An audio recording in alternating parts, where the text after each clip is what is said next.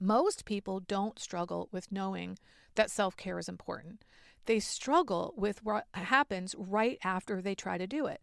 They decide to rest and then they feel guilty. They set a limit and then they feel anxious. They say no and then they feel the urge to go back and fix it. That's the moment where self-care collapses. So if we're going to call self-care a professional responsibility, we also have to talk about the internal capacity required to follow through on it. Hi, I'm Barb Nangle, and I want to welcome you to my podcast, Fragmented to Whole, Life Lessons from 12-Step Recovery. If you're tired of feeling fragmented, emotionally overwhelmed, stuck in people-pleasing, approval-seeking, overthinking, or losing yourself in relationships, you're in the right place. This podcast is about recovery for real life. Through honest stories, practical tools, and lessons I've learned through 12-Step Recovery, boundaries work, and over 4 decades of personal growth, we explore what it actually takes to stop abandoning yourself and build a life that feels more authentic, grounded, and whole.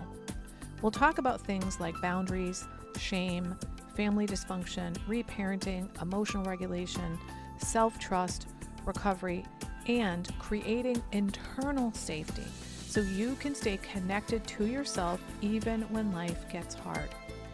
I'm a boundaries coach, speaker, author, and woman in recovery, and my approach is raw, honest, practical, and sometimes a little bit, a lot, sweary. I'm also an avid beachcomber. My hands are basically always cold, so I wear fingerless gloves most of the year. And I still get weirdly excited when I spot license plates with my initials BN. I don't speak for or represent any particular 12-step fellowship, though I'm deeply grateful for the role recovery has played in my life. If you're ready for real talk, emotional healing, and practical tools to help you go from fragmented to whole, keep listening. This is episode 352. Burnout, compassion fatigue, and why self-care is a professional responsibility. I saw a post online recently about self-care and the helping professions, and that conversation is really what inspired this episode. And you don't have to be in a helping profession for this episode to apply to you. There were 2 ideas in that particular post that stood out to me, and I want to read them to you and then expand on them. So the first was this. Self-care is a professional responsibility. Quote, in the helping world, we often feel that taking time for ourselves is selfish. In reality, self-care is a professional necessity, just like maintaining ethical boundaries or continuing education. You cannot sustainably pour from an empty cup. Protecting your own well-being is what protects your judgment, empathy, and patience. End quote. And I want to say right off the bat, this applies whether you're in a clinical role or not. If you're an attorney, if you're in a caregiving role, or if you're in any kind of profession where you're responsible for other people, your state matters. Your nervous system matters. Your capacity to stay present matters. The second idea was about burnout versus compassion fatigue. Quote, burnout is frequently a systems issue driven by things like high caseloads, administrative burdens, and limited resources. Compassion fatigue, on the other hand, is a natural byproduct of caring deeply. It's the emotional weight we carry from repeatedly witnessing the struggles of others. End quote. So I want to talk about both of these because I think they're really important. And I also think there's a layer missing from how these conversations usually go. So let's start with self-care as a professional responsibility. I think this is an excellent way to frame it because most people still see self-care as optional or even indulgent. But here's what's interesting. Many helping professionals teach self-care to other people and then don't practice it themselves. I've done this. And what I've noticed in my own life is that as soon as I become aware that I'm overriding myself, I start to make different choices. Over the last few years, I've dramatically increased how much I rest, how much I relax, how much I play and have fun. I read for enjoyment, not just for growth or learning. I take care of my body, not just my mind or my spiritual life. And that didn't come from more knowledge. It came from paying attention to when I was abandoning myself in real time. That's the piece I think is often missing. Most people don't struggle with knowing that self-care is important. They struggle with what happens right after they try to do it. They decide to rest and then they feel guilty. They set a limit and then they feel anxious. They say no and then they feel the urge to go back and fix it. That's the moment where self-care collapses.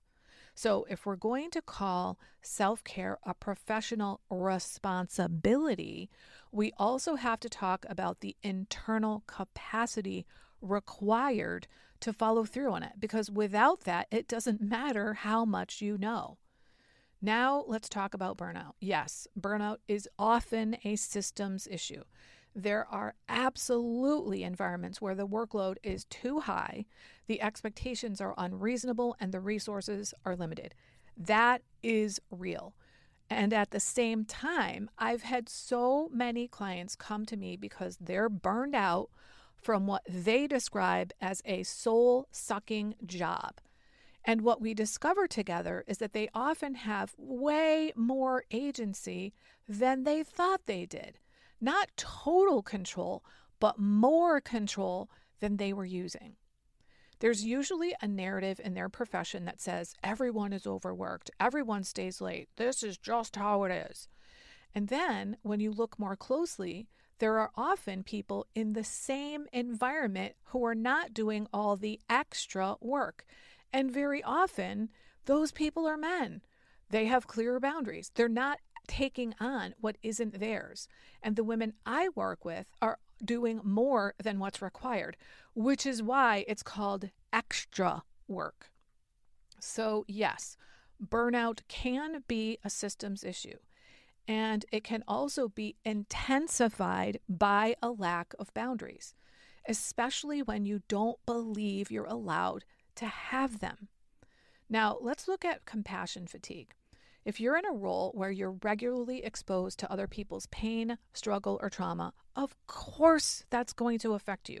You're human. The issue isn't that you feel. The issue is what happens with those feelings. Do you have a way to process them, or are you carrying them with you? I want to share a personal example here because this is something I've lived. When I was an undergrad, I majored in sociology and did a year-long internship at the Young Parents Program in Willimantic, Connecticut. I was essentially a caseworker. At the time, I had applied to go to social work graduate school and didn't get in. And looking back, oh my God, I'm so grateful for that. Because by the end of the internship, what I realized was this work is incredibly important and I was not capable of doing it at the time. And the reason I wasn't capable of doing it is because I didn't have boundaries.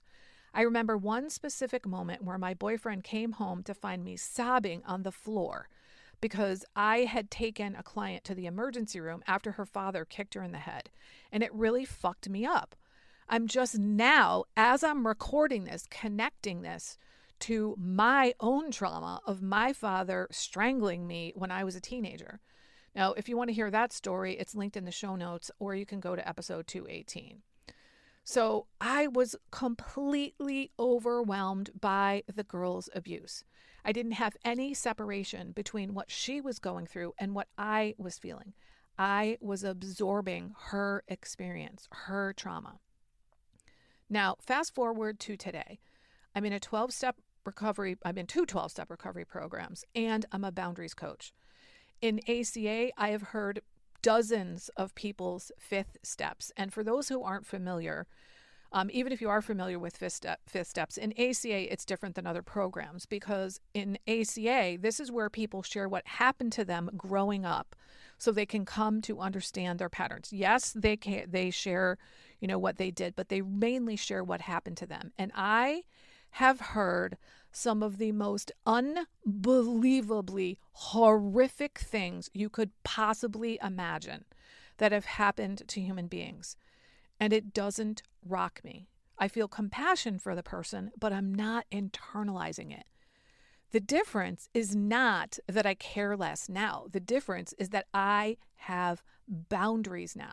I have internal boundaries that allow me to be present with someone else's experience without taking it on as my own. So when we pull all this together, here's how I think about it. Self-care is a professional responsibility because your internal state directly impacts the quality of your work.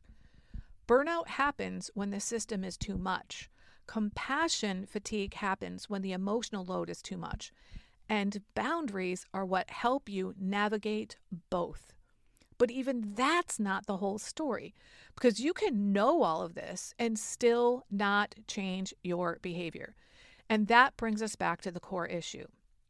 Can you stay with yourself when it's uncomfortable to take care of yourself? Can you tolerate the guilt?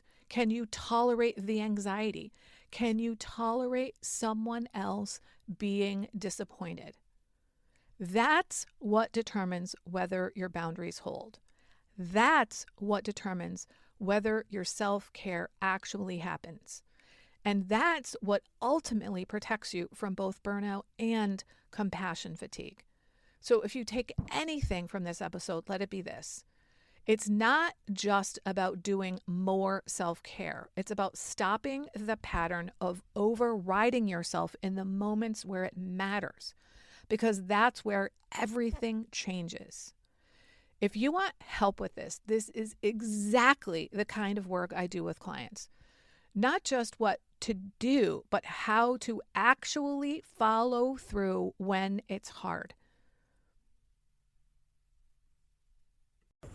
If your boundaries collapse in the moment, it's usually not because you don't know what to say. It's because when there's pressure, guilt, or someone else's reaction, it's hard to stay grounded and not override yourself.